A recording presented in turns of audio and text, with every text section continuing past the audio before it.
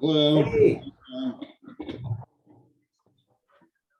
For another installment of our virtual native storytelling hour. Got a wonderful speaker today that we're really looking forward to, and I'm going to just give everybody a couple more minutes to get settled. Great to see you guys. We have Ray Daw here with us today. He's one of our senior consultants and advisory council members. He's broadcasting from Alaska, I've learned. So, Ray, it's great to have you with us. And I'm trying to see who else we have. I see we have a couple of our staff members joining as well. Monica Rossi Dreyer is here. Hi, Monica, and a few others getting settled in. So we're just about ready to get started. Let me see if I can pull up the introductory slides, and then we'll turn the floor over to our speaker today. Just give me one moment to share a screen here. There we go. Can you all see that fairly well? Or are you seeing my desktop? We can see that, Steve. Oh, that's great. How about now? Is that okay? Perfect. Great. Well, I think everybody is settled in. We've got a great audience here, and again, just really thrilled to see so many familiar faces and names, and some new names and faces also joining us today. So I would say good morning or afternoon, depending on where this broadcast finds you. My name is Steve Steiny. I'm with the National American Indian Alaska Native Addiction Technology Transfer Center, broadcasting to you live from the University of Iowa College of Public Health. And, I'm honored to be here today with all of you, and again, want to thank you for joining our ongoing virtual native storytelling series. I'm a program manager here at the center, and am really absolutely thrilled to be here with all of you today. Our center is funded by SAMHSA, and I also want to remind you that today's broadcast is created by the presenters and does not necessarily represent the views or opinions of SAMHSA, HHS, or the National American Indian Alaska Native, ATTC. Our next storytelling event, I would mention, will be on June 15th at 2 p.m. Central, so please join us if you can. Our speaker today will be joining us again for June and July's storytelling events, so I hope you can join us. So today we have our virtual native storytelling. Our guest storyteller starting in June is Robert Begay on today, May 11th, 2021. This event is brought to you by the National American Indian Alaska Native Addiction Technology Transfer Center, which, as I mentioned, is located at the University of Iowa. We are part of a national ATTC network. This project is supported by SAMHSA and funded by SAMHSA, and the content is developed by the presenter. Following today's event, we will send out a follow-up email, which would include, if applicable, links, slides, or recordings of the event, and any information about how to request CEUs. CEUs are not available for this event, but we do have other events that you can request continuing education units for. But this event is not included on that list. We would certainly appreciate you completing the short survey that we'll have. Natasha or myself, Natasha Peterson is here from our center assisting as well. Thank you for being on today, Natasha. She will post a short link to our survey in the chat box. If you don't have time to complete that today, that's fine. We will, as I mentioned earlier, follow up with you via email to give you another opportunity to complete that. This survey is very important to our center and to our funders.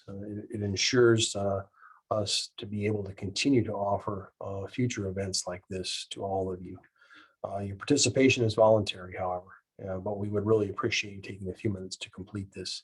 You can skip any questions that you don't feel comfortable answering, and I assure you all your responses are kept confidential and cannot be linked to you in any way. Please reach out to myself or Natasha or any one of us here at the center if you have any questions about that survey. Before we begin, I know that we are gathered here virtually today, but I do want to take time to acknowledge the land and pay respect to the indigenous nations whose homelands were forcibly taken and inhabited. Please take a moment to read this land acknowledgement, which was created by 3 members of our team, Ella and Keely Driscoll and Sean Bear.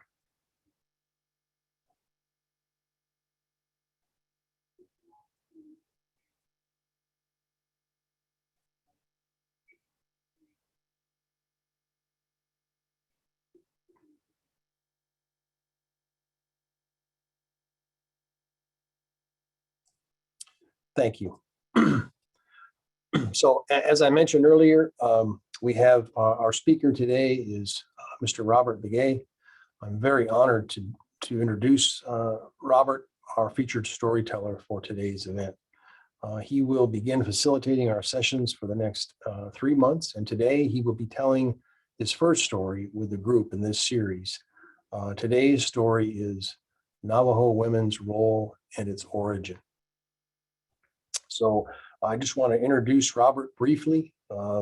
He is Navajo, and he is from the clans are near to Water People, and I'll let him talk more about his background, and I'm interested in learning more about him as well. Robert is a member of our advisory council, but I've not had the pleasure to meet him, so this is an opportunity for me as well to get to know Robert a little bit better. So I want to turn the floor over to Robert to introduce himself and begin his storytelling.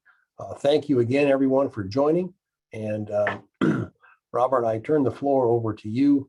And I didn't know if you or Ray would like to begin with an opening blessing. Thank you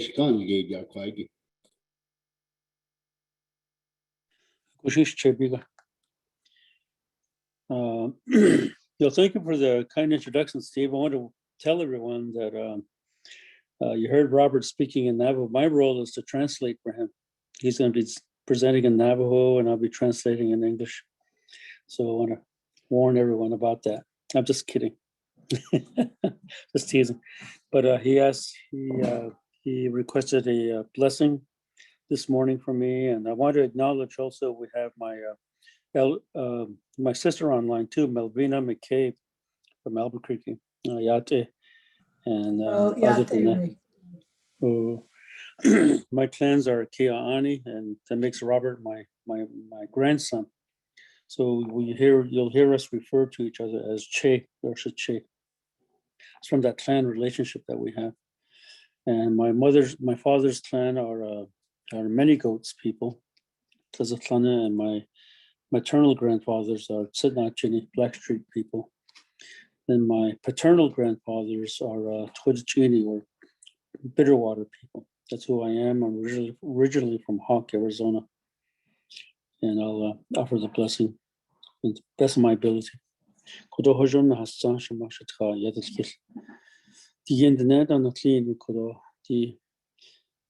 Yat kwa hi khidi khana bani do nan tin lini bani kwa hi khido yat hopta ilia des ada conscious change lini kwa because no ido sta na sound the so jona go ila do so ina tin lini khast ila ada be di o an lini gi be tani te do les na so go I coin ki case so the cheda be tolle de no symbol do be kanskje trajada hot etterlest I net an lini kwi. Ma he koda de che koda kon hahos do di kan an linigi kwa I hat si dollars. Ado nasko I kon di betalia go kodo nasko I kodo Betraja na da hot eterlich die in der Nähe die anils vor die den der nach Linie bi sta nach schon also be kodo die Chingat op da Eliatlich die Natsko jos Kasa do Natsko jos Kasis op bi Yat Eliatlich so schnell do Chigan dan Linie trodan Linie do Chidan Linie kodo so da hat long do so bi is ja na da eterlich da ado in da hast dort in eine get hat die Linie so das nicht die kun By Korotso doesn't ish lado de to kui Kujanasli. Yeah. The chick. Yeah, she che. Do yano yat a hano. Ado she che kaigi citizen behind Ziggy. Do ado Dino Tangi ho. She I Robert began she. Ado to han slot to buy basis chin. Kia ani da she che. Ado da de let hachini da she nano. Died nensly do. Chalchine tenjikine data. Adabelkin snani ele chimbi to that Navajo. A con halchine, I a large Nagagi trochanet. Sits Hunan Nagagi a high tenjikine deski. Ada Kunan Nana Dagi tenda glaschi nana. Kunan Nana Dagi ski a tenjikine nan. They nitchinigi a glaschi at aho. Kuta a high the nench. I am from. My name is Robert Begay. Like I said in the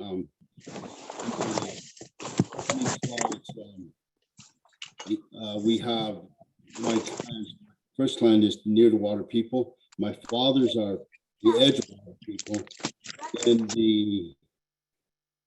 is that me? My maternal grandparents are. Towering House, and the paternal grandparents are my red streak running in the water, specifically the corn people. I am from Crystal, New Mexico. My name is Navajo.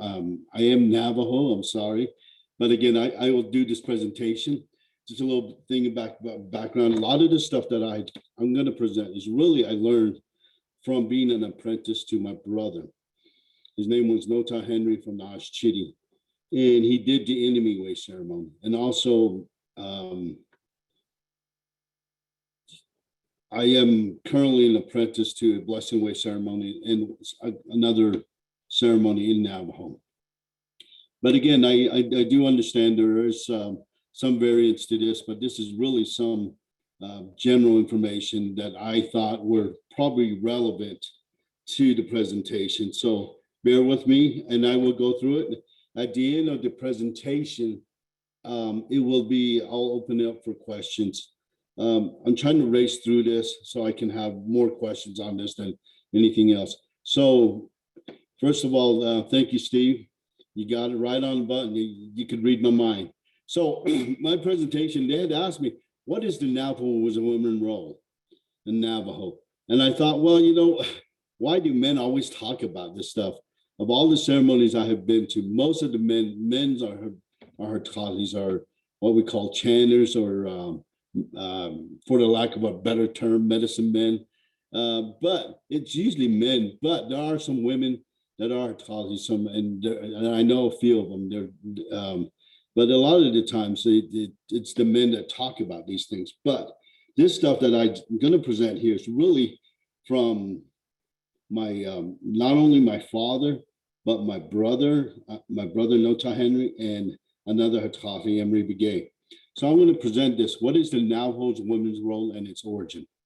Now, I know this is some that is one of those things that become touchy. However, but if we understand Navajo history from my perspective, I don't call them stories. I call them traditional histories. And it's some that to be aware of and to understand this. Steve, you want to do the next slide? To understand Navajo's women's role and its origin, we have to put it in a context. And the context in most like other Native American tribes, but especially in Navajo, to understand something, you have to put it in a context. and putting the role of Navajo women and to understand it better is really to understand its origin and its context and how does that fit in, because we can, it's easy to say, well, this is a woman's role, stuff like that. It's not this. In Navajo, you have to put it in a sense that it just didn't happen once. It happened over a time frame. So I'm going to discuss really the origins of Navajo, but also where the significant role of Navajo women came to being what it is today. So at the end of the presentation, I'll open it up and hopefully give you a better understanding the role of Navajo women. So in the traditional origins, again, talk about the history of Navajo people first. And some of these, and one thing I wanted to point out, this picture on the right side where you see two older ladies and a young man up front, and three ladies, a younger lady and two older women in the back. And this is a shoe game. It's actually a traditional shoe game. This is something that you have to think about.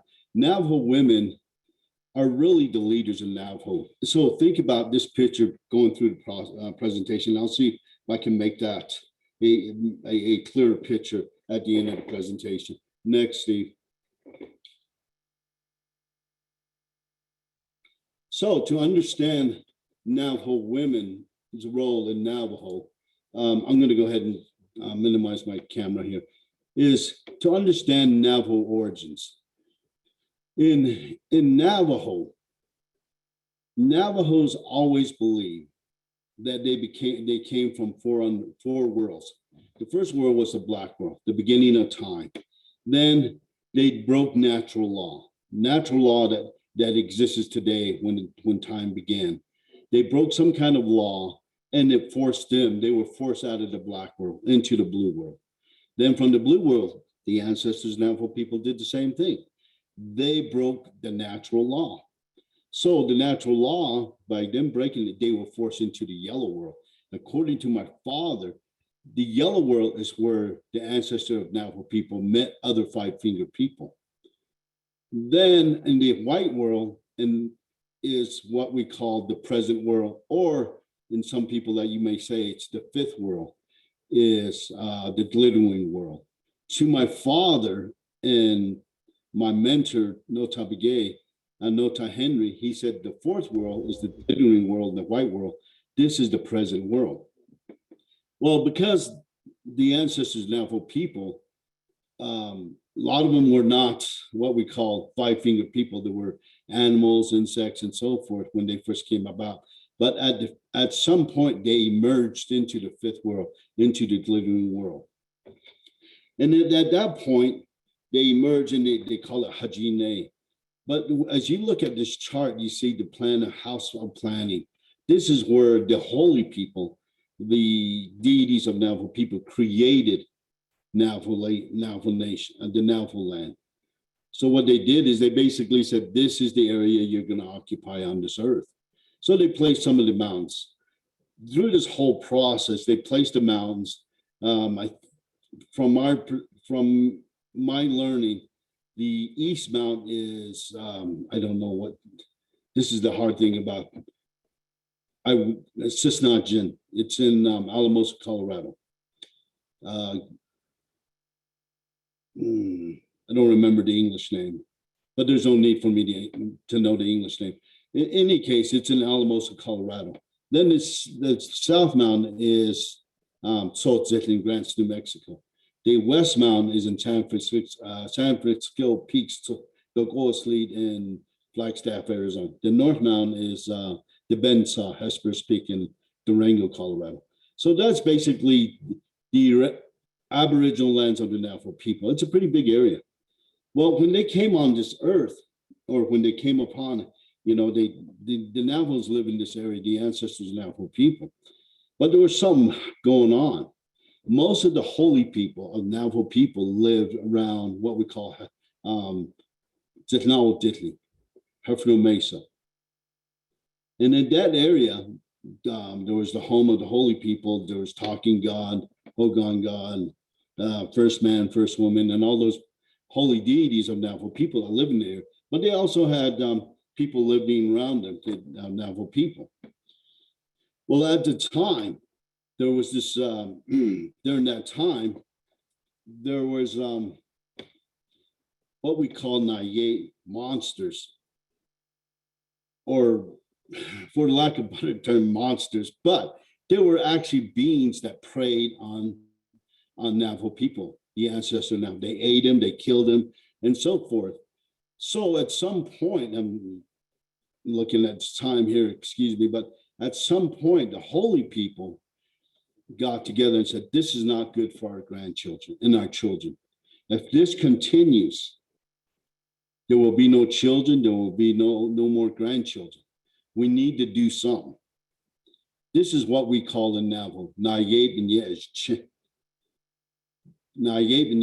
Chief Tadini Jine. So basically, they planned, all the holy people got together and they planned something.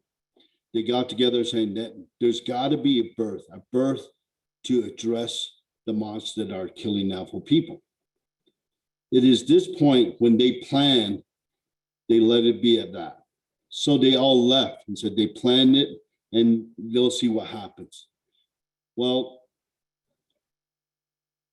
after some time, one day at Coyote showed up at First Man, First Woman's house. First Man, First Woman's house, Coyote said, there's a baby crying on Governor Knob, and nobody believed Coyote. As probably like all Native American tribes, there's always a story about Coyote, the crazy guy, the tricksters. But this guy, the Coyote, said there's a baby crying on Governor Knob, on So nobody believed him. They said, come on, get out of here. We got work to do. Go do your thing. Go chase prairie dogs. Go hunt. Do what you ever got to do. So they chased them off. Second day, Coyote showed up. Now, Coyote said the same thing, and nobody believed him. They chased him off. Says, go on, go do what you got to do. So they basically did that. And so they went ahead and did that. So they chased him off. The third day, the Coyote again did the same thing.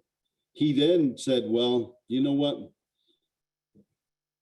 People kind of thought twice about it, but they still chased him off again. It was on the fourth day that First Woman kind of believed him. He says, you know what? He might be telling the truth. So they asked Talking God. And Talking God, they send him out to Governor Mountain. He says, go check on what he's really talking. Is he telling the truth? So he went to Governor Knob and tried to get on top of the mountain. From the east side, he couldn't make it. And there was a sheer cliff there. He couldn't make it up the mountain. So he went to the south side. And then he went from the south side. He couldn't make it. There was already another cliff there. He went from the west side, tried to climb the mountain. He couldn't do it. He went to the north side and couldn't make it. So he went all the way back to the east side. And he said, I'll try one more time. So he went from the northeast portion of that mountain and he walked on top of the mountain. And sure enough, there was a path there. He got on top of the mountain and he found a baby there. And he kind of freaked out about it. And he was kind of scared about it. He just walked around it and there was a baby in a bubble. He just walked around it and he was kind of afraid of it. He said, wow, this, what is this? So he didn't know how to pick it up. So he popped the bubble, but the baby was too fragile. So he made what we call a crude cradle board. There's another story that stems away from here about the cradle board here. But he makes a cradle board, takes it down and takes the baby, and it was a baby girl, takes it back down to First Woman's house and First Man's house. Gave the baby to First Woman. First Woman grabbed the baby, pressed it against her heart, and said, Halane, Kodosha, Wayne Lindo. Halane, I don't know how to translate that into English. But she greeted this baby, says, from here on out, you're going to be my child. Then gave the baby to First Man. First Man did the same thing, said, Again, is a word that I don't know how to translate. But first man said, from here on out, you will be my grandchild. So that happened. Now, they raised the baby girl. And raised the baby girl. And she only ate plants. She didn't eat no meat at all. It was only corn, carrots, wild onions, and stuff like that. Nothing that had blood on it. And that happened. And that's how she became a woman. Within 12 days, something happened. The son only went halfway on his travel. The streams, the river stopped flowing. The breeze stopped blowing. The birds stopped flying in midair. And the holy people kind of thought, what is going on here? What is going on here? So they kind of figured out that the child changing woman at the time wasn't changing woman. They figured out that she got her first menstrual period. So the holy people really didn't know what to do about it. So this is the first time they're like, okay, what happened? So they basically, I'm looking at this, but they basically didn't know what to do. So they asked Talking God and Hogan God, or Harvest God. They said, go to the east and talk to the holy people from the east and ask him that this had happened and ask him what to do. When they went over to the east, to the holy people in the east said, we'll be there in 4 days.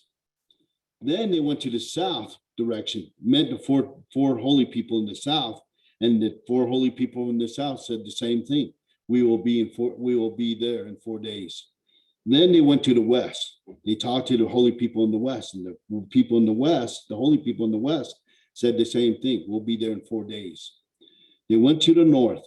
They went over there, and the same thing they said, we will be there in 4 days. So Talking God and Hogan God came back and said, all the holy people will be here in 4 days, and then we'll figure out then. It is at that point when the 4 days, all these holy people showed up. There's 12 of them showed up, 3 from each direction. So they kind of discussed it, and they said, we'll create a ceremony. So they created a ceremony. It's what we call Kinalda. Kinalda is a ceremony for a young Navajo lady that got her first menstrual period. This ceremony is the core of all ceremonies. It's probably the first ceremony that was ever done for any Navajo. This was the first ceremony ever done for a Navajo person. And it's the start of ceremonies. It was for changing woman. And she got her menstrual period. So they did the ceremony for her. I mean, there's the whole history to this, what we call Bitsandas. Even though this chronology that I have on here is straight and forward, there's all these histories that branches off of it. And there's little things like, and I'll try to mention a few of them. But when they created this ceremony, it was for changing woman because of her kinalta. And it was one of the first, and it probably is the first ceremony, from my understanding. And it is from these ceremonies, there's other ceremonies that came about because of the activities and the things that Navajo people went through. Now, right after the ceremony, that got done, and she went on with her chores. She gathered wood, she got food, she gathered plants, she gathered wood, she brought back wood, water and wood. And one day she was doing her chores again, and she went out to the east to get wood. And what she used to do is she used to bundle it up and put it on her back and carry it back, tie it up and throw it on her back and bring it back. One day she went out there to gather wood, And she did the same thing that she always did. She gathered wood, she tied it up and threw it on her back, or she tied it to her back like a backpack, and she lifted up. This time she did the same thing, and she tried to stand up and pick it up, but she couldn't do it. She was wondering what's going on. She looked behind her, there was nothing.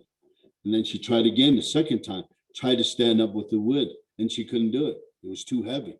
So what's going on? And then she looked back the third time. There was nobody there. The wood was the only thing was there. Then the fourth time she tried it again, and she tried to lift up the wood, and she turned around, and then there was a man here, a man standing behind her, a real handsome man. I guess Mr. Universe, Mr. Navajo, I guess you could say. But it was a man that was really off, beautiful, handsome, I guess. And he said, he had his hand on the wood. He goes, Hagoshotsky. He said, what in you hurry for? This story from here on out, my late Chase Stephen Begay would say, right here has right here. There's a story about Navajo men that stem from here. He called them as ugly men, he said. Do you understand this? I want the audience to know that in Navajo, what we call, there's a balance of everything. There's good and evil, there's black and white, there's good and not good. All those things are balanced. There's no such thing as heaven or hell. There's a balance. There's always a negative and a positive side. The point is you got to be in the middle. But this is where my Chase Stevens says, because the sun bearer, Yadanosni, fell in love with changing woman, I guess, for lack of a better term. This is where men become whatever, but that's a whole different history there. But I'm trying to make it politically correct, I guess. I don't know what I'm saying, but this is actually Navajo history. So what I'm saying is that this is where the sun bearer, the guy that carries the sun, came down and fell in love with changing woman. I don't know if it was love or lust. I don't know which one, but that's just the way it works. But what happened was he then had a relationship with changing woman. Then she went home. Then she went again with her chores. Then she went to get water. Then she had a relationship with water. From those two, that relationship with the sun bearer came two twins. What we call the hero twins, monster slayer and born for water. Then there's some missing here, but that's fine. When the twins were born, there were still monsters across Navajo land, and they ate Navajo people, the ancestor of Navajo people. The twins were hidden by their mom, their grandmother, Spider Woman, and they hid them. And anytime there was a giant, there was actually what we call the giant that walks around. There was a whole bunch of them. There was the giant. There was a monster called Delgade that looked like Triceratops. There was one that was pterodactyl. Tenehale looked like pterodactyl. And there's the rock that kicked people off the rocks. There's one that Tenagai, the walking rock. There's a whole bunch of monsters that really preyed on Navajo people. But they still exist. But the twins were around then. They were babies, they were young kids. And through this whole process, they grew up, and their changing woman and their grandmothers and first woman, first man hid them. They played outside and so forth. However, they hid them when those monsters came around. One day, big giant came around and said, look, I see all these footprints around your house, changing woman. And changing woman said, well, there are footprints, but I make them with my fist. And if you put your fist like this, it's like the bottom of your feet. And then she used her fingers to put the toes on there. Says, I do this just to wish that I had kids. No, there's no kids around here. So he would come by and kind of look around. But in any case, these monsters started coming around. As the boys grew, they became teenagers, they started to ask, who's our father? And all the holy people, first woman, changing one, said, don't ask about him. And finally, after several years, they kept asking. Spider Woman finally said, yes, your father is the son. And your father is a very dangerous man. He kills people. He's not a very good man. He's an ugly man. But at some point, the twins convinced the grandmother, Spider Woman, and said, yes, go ahead and go see your father. And they asked him, we want to see our father if he could help us to address these monsters. So Spider Woman said, yes, the son is your father. He's a very dangerous man. I'm going to give you a feather as your guardian, a life feather. And said, from here, your travel to the sun, the path to your son is very dangerous. You will meet and you will encounter all these obstacles. And along the way, you will meet certain people that will help you overcome those obstacles. That happened. There's a whole history to this, but I'm going to cut that short. So they left Navajo land and they finally got to their father's house. The son, also had guardians. He had 4 guardians, Lightning, Big Wind, Big Snake, and I think Bear. I don't remember the other one. But in any case, that happened. So they finally got there and they overcame the obstacles and they got to the door. And they knocked on the door and a lady showed up. And here was the son's wife. And says, what are you guys here for? He goes, we're here to see our father, the son. And the same thing everybody been warning the twins was that she said, your father is very mean. He's dangerous. He kills Navajo people. Why are you guys here? He says, we want to ask him a few questions. So he said, well, let me hide you. So she hid him in the cloud. The son came back after he was done with work. He got done with the day job and came home, brought the son back. Then he came in and he said, you know what? To his wife, said, I saw 2 people walking to the house. Did they show up here? And then they said, no. He said, no, I saw them. I could smell them. So the wife of the son was kind of afraid, but she said, yes. And she unfolded the black cloud and 2 boys came out. I guess they were really dingy and ugly and unkept. And said, you say that you go to work every morning, and then you do your job and come home. What are these 2 boys? These boys said that you're his father.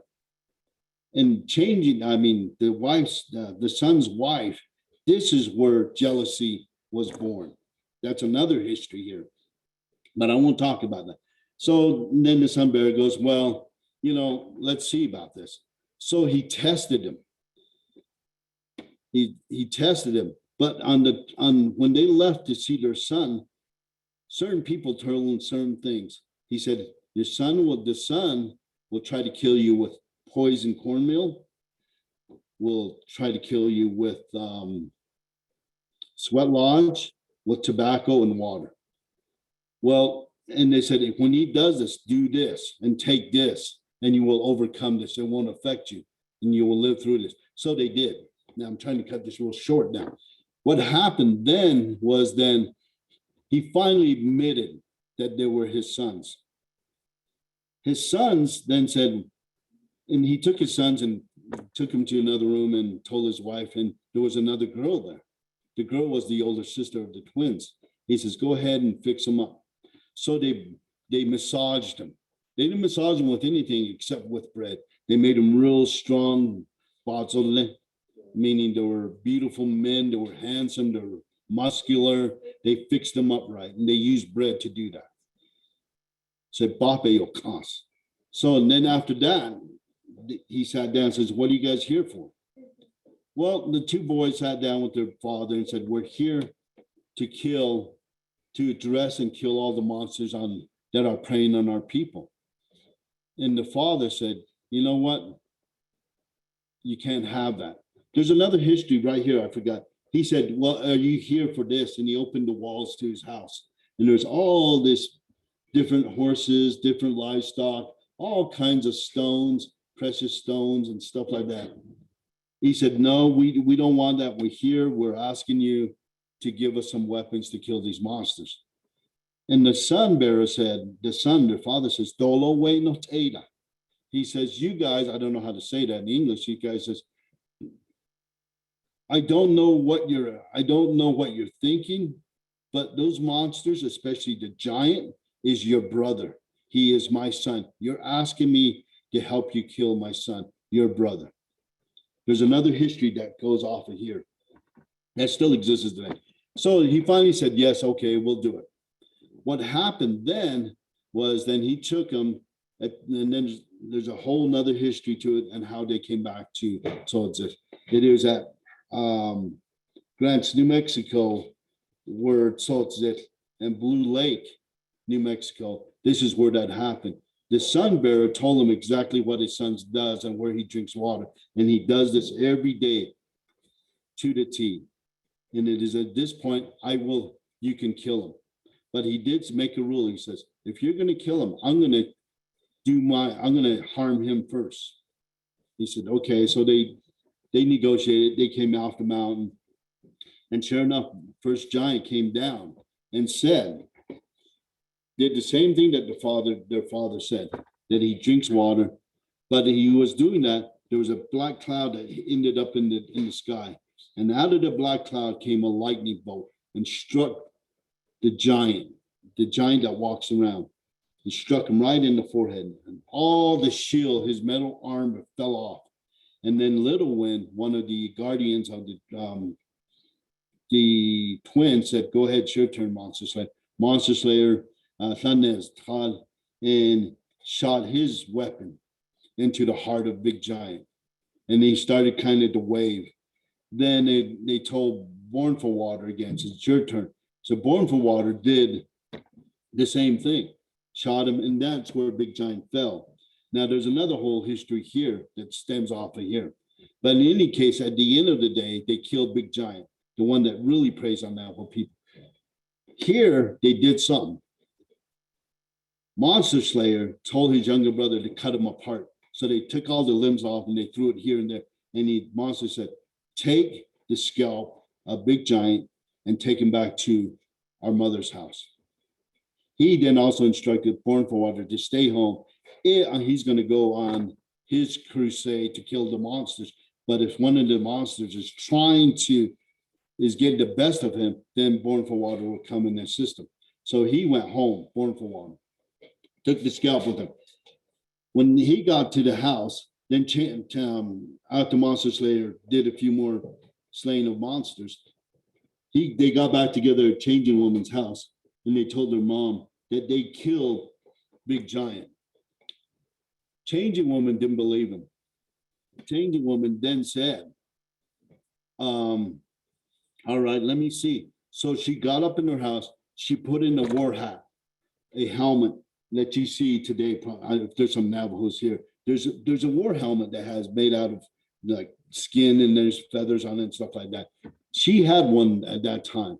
And she said, she put on her hat, she got her cane, and she walked outside. And she saw the scalp, and her sons found out that, yep, they're telling the truth. So what she did is she tapped her cane, and here was a big giant snake, and she danced around the scalp. And then she made a rule. She said, from here on out, no women will ever do this again. So she set that rule, and she came back in. So that all happened. Then this all happened. The Monster Slayer killed most of the monsters, not all of them. He left behind lice, hunger, coal, all kinds of stuff he left behind. He didn't kill all the monsters. Some of them ran, like the walking rock, that ran into water. So there's a lot of them he didn't kill, but lice, hunger, coal, stuff like that he left behind. But after that happened, Monster Slayer kind of got sick.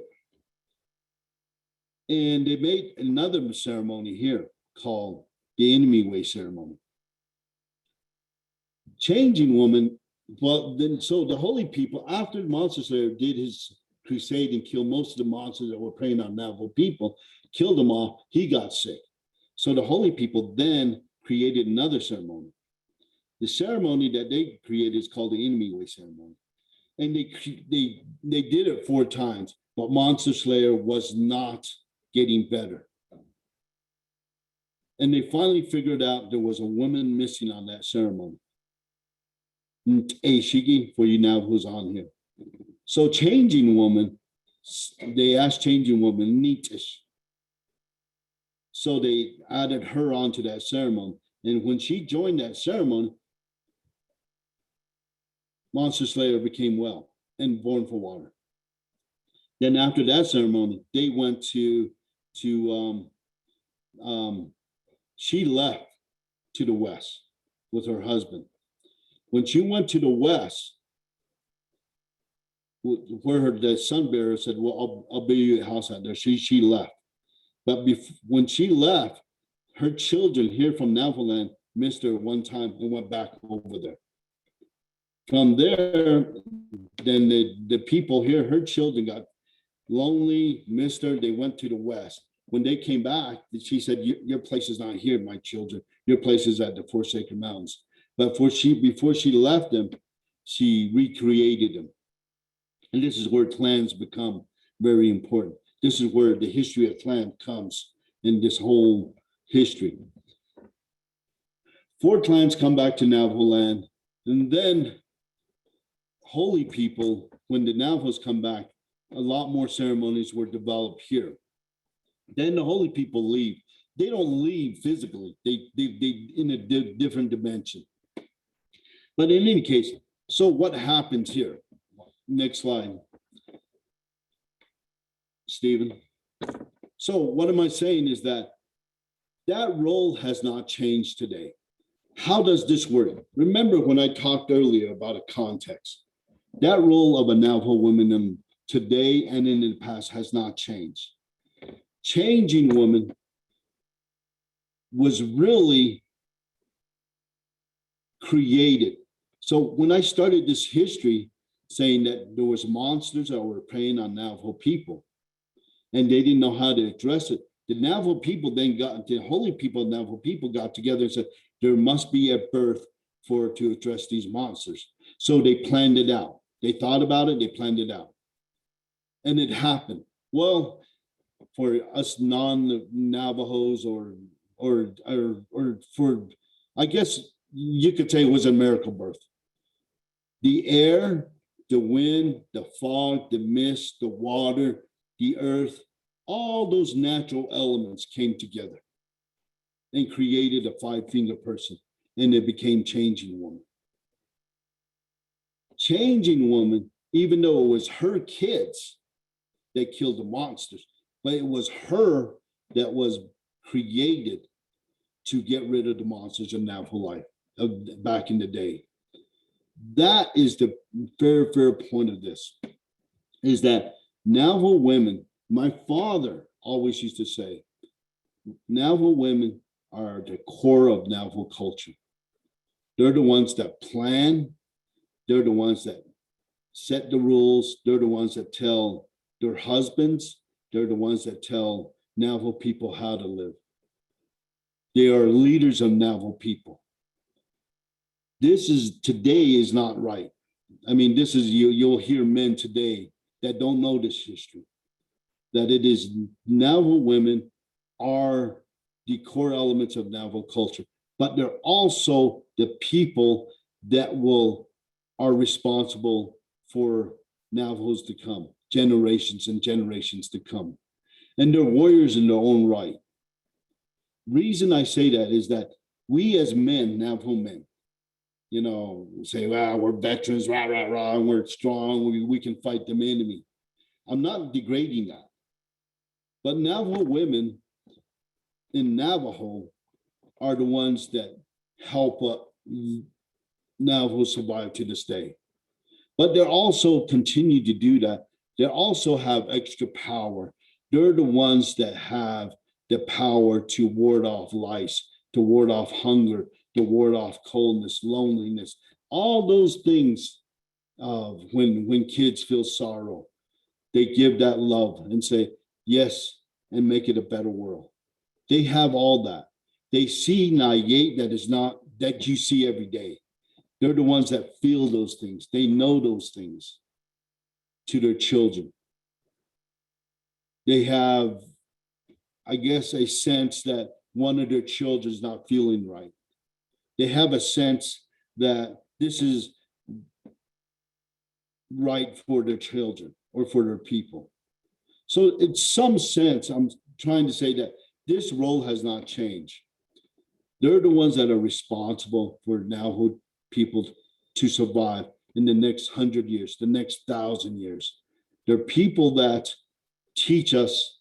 Navajo women are the ones that teach us. If you ever go into your house or your mom's house and you're tired, you're stressed, and you just want to rest, you just want to get away, go to your mom's house, your grandma's house. Just go in there and just rest. And you will be amazed of rejuvenation. You will be amazed at how rejuvenated you are. This is how Navajo people are.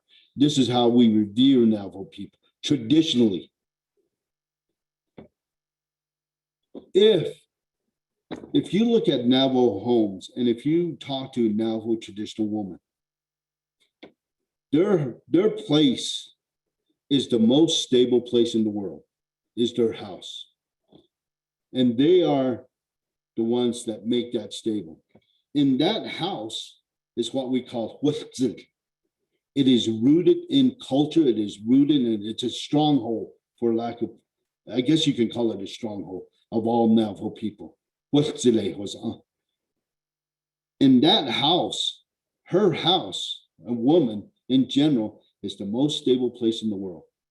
Anything outside that door, from the door out, that's the world. That's the crazy stuff. You know, you have politics and you have all those things going on. But if you walk into a Navajo traditional home and your mom is there, your grandma's there, and even if you're not a non-Navajo, you go to your mom's house and there is where you will find the most stable place in the world. I don't know what else to present on this, but I made it very, very short. And again, thank you for listening.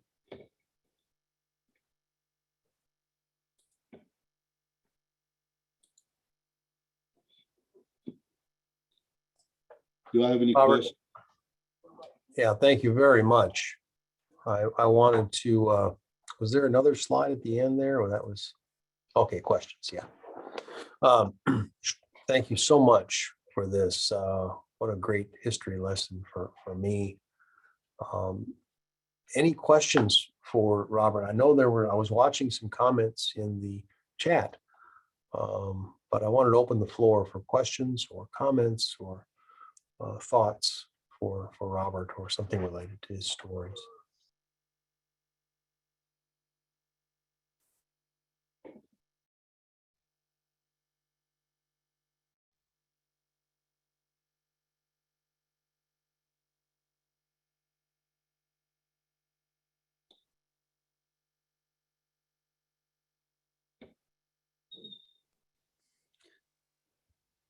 There's a question in chat,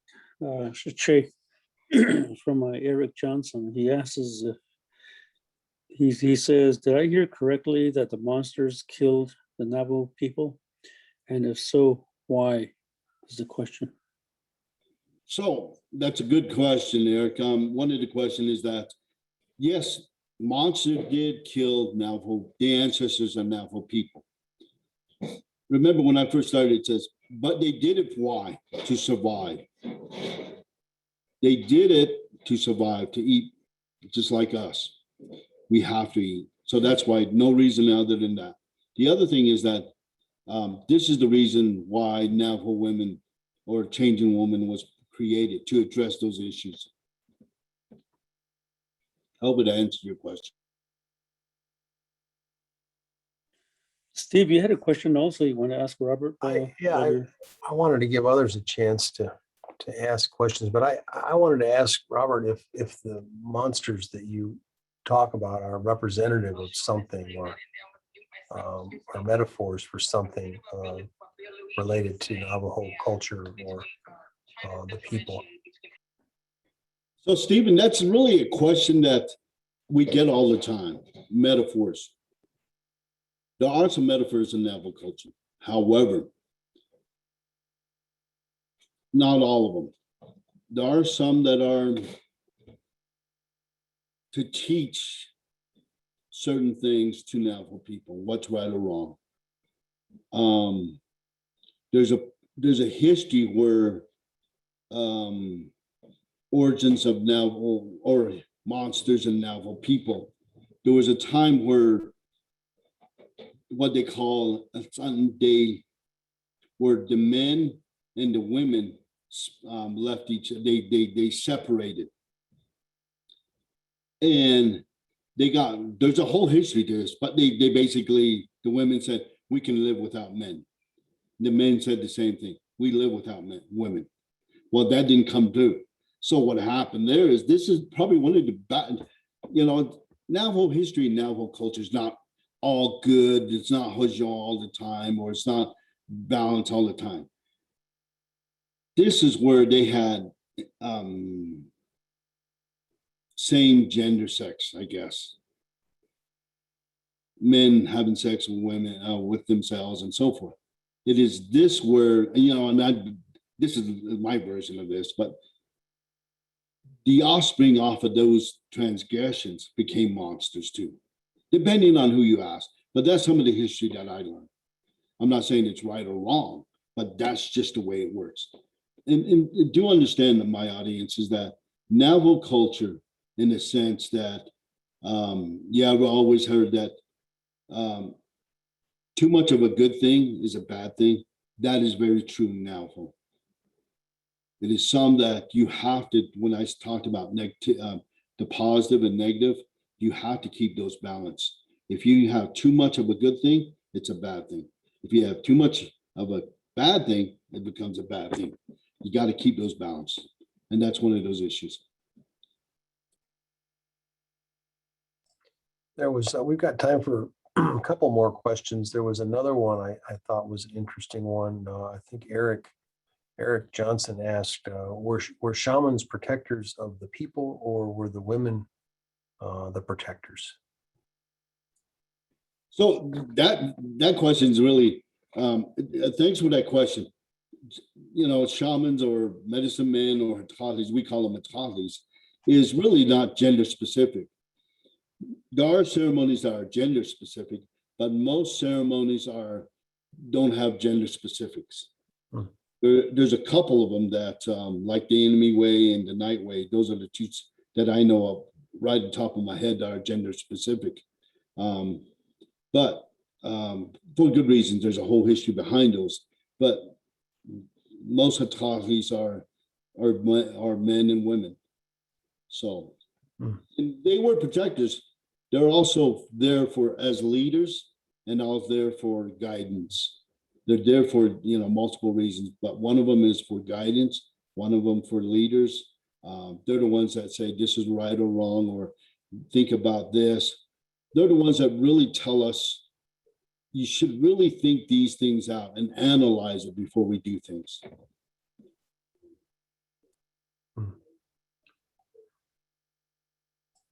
There's another one here asking, can you speak to Earth Mother, the giver, a little bit, from Michael Chumley. Oh, I think you're muted, Robert. There you go. Okay, can you repeat the question? Oh, I'm sorry. Yeah, it says, Michael Chumley says, can you speak to Earth Mother, the giver? Okay, so the earth, this is in Navajo history, Navajo culture. There's no such thing as, there's always opposites to everything. The opposite to the earth is really the universe itself, the sky. The opposite to the mountain is the water. The opposite to nighttime is early dawn. So there's no separation of this. They all work together. And this is the good thing about, and then I'm sure this is like this with other Native American tribes, but in Navajo, you can't have one thing without the other. And Mother Earth is just part of those things. However, we do live on Mother Earth. And Mother Earth is not just a ball of rock. It has a lot of living things in it. And it makes her ecosystem, the universe, work correctly. And we're part of that. I work in the National Environmental Policy Act. And one of the things that I get all the questions, well, what about the earth? What about the air? And people in this field always say, well, what about if you just take out the air, what will happen?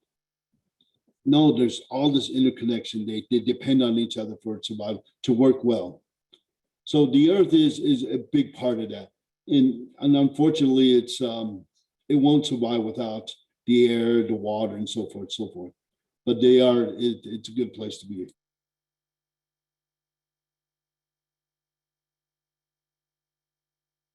I know we're right about at the top of the hour. There's just a couple more questions. There was one question about how do the Navajo view two-spirit people, given what you've shared.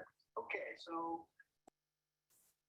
The two-spirited people. I'm assuming you're talking about gay people,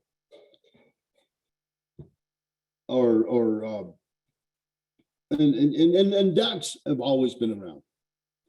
That's a great question, and I think it's a very hard question to answer. However, we as Navajo people are not here to judge those things. Those are created by holy people. They have always had equal rights, no matter what. They have the same access as all five-finger people. Five-finger people, doesn't matter if their gender is different or or they have two-spirited or whatever you want to call them, or what they refer to themselves as, they're still five-fingered people. And they live on this earth. And they have every access and every right that we, as any other five-finger people. And that's just the way it works. Now, I think when we talk about gender rights and stuff like that, that's a political round that, that's some that dealt on that end. But from a traditional Navajo, they're still children of the holy people. Well, and I know I wanted to make one more comment. JB says the stories that you've told would take days or months to tell in full detail. I thought that was an important comment too.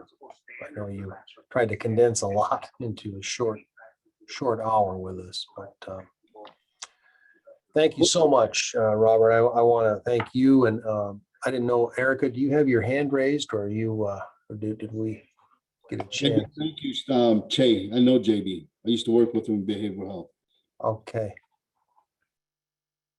Yes, Steve, I was just going to say that with the question that I asked, that even differs. Mr. Robert is Navajo, I'm Catawba, and in different Native communities, see, there are some Native communities who, when you say two-spirit, they say, oh, well, you mean people who are gay.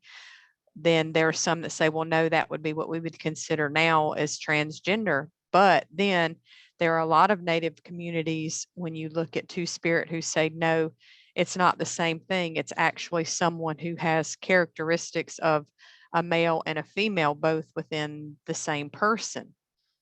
So they don't necessarily view it the same way. So I think that just proves to the point of, just like with the stories that he shares, this is something really fascinating and interesting, because it's nothing like anything that I've heard. We all have our own unique stories and traditions, and a lot of how things are passed from one generation to the next are just from things like this, from those stories. So I'm grateful for you taking the time to share. So I hate that I came in so late. I missed too much. Erica, just really quickly. So we did have, I understand exactly what you're saying. But we did have a real prominent Hatati medicine man that had what you were just talking about, had two gender identification, biologically, physically. His name was Haskin Ka, and he was a prominent Eja Hatkat. And my father used to know him. But what I wanted to bring out is that in Navajo, what distinguishes us from different people, I'm not different people, I mean, distinguishes us, or we're treated the same, is because we're five-fingered people. All children of our holy people, the holy people and our deities are five fingers. That's it. And everything else becomes second. But we have the same access and we're identified as five-fingered people. And you being as a five-fingered person, you're not, traditionally, you're not treated any different. You're not discriminated to, you're not, whatever gender or transgender, I don't try to get caught up in those things, because the important thing is that you are five-fingered people. But that doesn't mean you go do everything you want to do. Five-fingered people is really, from a real traditional perspective, is really, we're at the bottom of the barrel. We as human beings, animals, insects, all those people are higher on the hierarchy. We're the ones that are down below, because we have the least knowledge of how the ecosystem works and the natural world works. So this is one of those things that we have to, but we're identified by five-fingered people, our five fingers, and nothing else. And we're still the people of our children, of the holy people. Well, we've reached our allotted time. I want to honor everyone's schedule. Again, want to thank Robert for sharing his stories today, and want to also just remind everybody we will do this again next month. And I think, Robert, you were going to share Navajo clan origins and histories with us in June for that broadcast. So please join us then if you can. I want to thank some of our advisory council members and staff that attended, and all of the support that those of you that regularly attend our events offer to events like this. I want to thank everyone. Until we meet again, stay safe, stay healthy, and stay connected. And we'll see you again next month. Join us for our next broadcast. Be in a conflict resolution so that, you know, the different groups actually can start talking.